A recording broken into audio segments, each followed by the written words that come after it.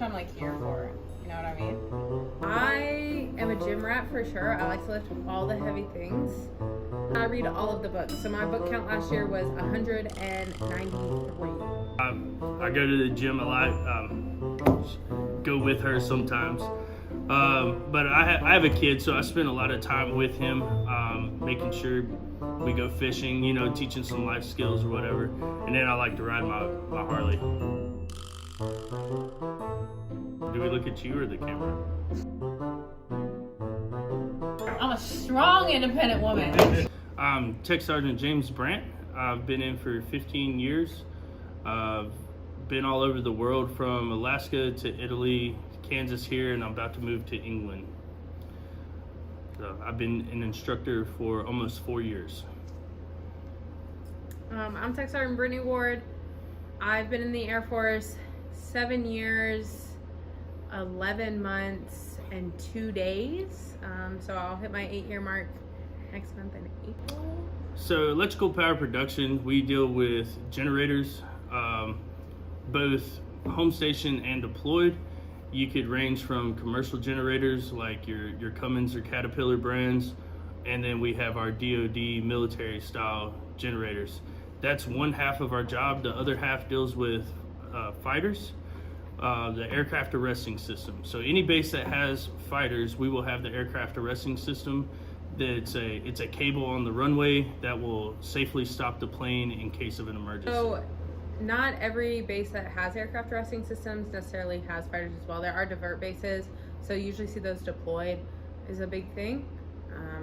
And then we have obviously a permanently installed aircraft arresting system, but you can also go out and put in mobile aircraft arresting systems, which is a little bit more of a red horsey type thing if you end up in a unit like that.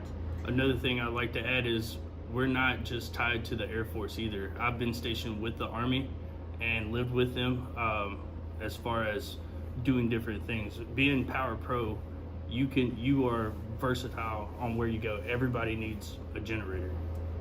So at a regular base, depending on what you're doing, typically you'll end up on one of two crews, either a generator crew or barrier crew if your base has that. Generator crews, you're coming in at a regular time, 7 to 4, whatever the hours is for that unit and that base. And then you're gonna start checking out trucks, make sure everybody's ready to go. If you have any big maintenance, you'll start prepping for maintenance. If it's, whether it's that day or the next day, get your truck ready to go, and then you're heading out to your first generator run for the day. So there's some days you're going all day. You have generator after generator after generator that you have to run. And then some days you don't have anything. So you're working on your mobile generators to make sure that they're up to date. Any big projects that the shop may have, any small projects that the shop may have, making sure you're caught up on paperwork, learning something new. Training is a big thing for us. Things are always changing, so you always want to make sure you're staying on top of your training. If there's something new going on, make sure you're on top of that. When it comes to the barriers, most of the work's done early in the morning because the airfield really starts to pick up and start flying more planes the longer the day goes on. So you'll go out, you do all of your big maintenance that you have to do in the morning or overnight, depending on when your shift is. And then you're coming back and just hanging out, waiting to respond, helping out your generator people or whatever it is, prepping for maintenance, things like that.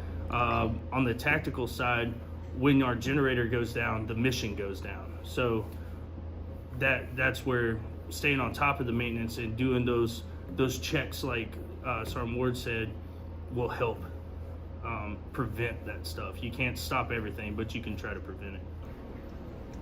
This is new for a lot of people. You might have some sort of mechanical experience. Maybe you touched some generators before you came in the Air Force, but the way that we do things here is not maybe necessarily the way that it's done in the commercial side as well.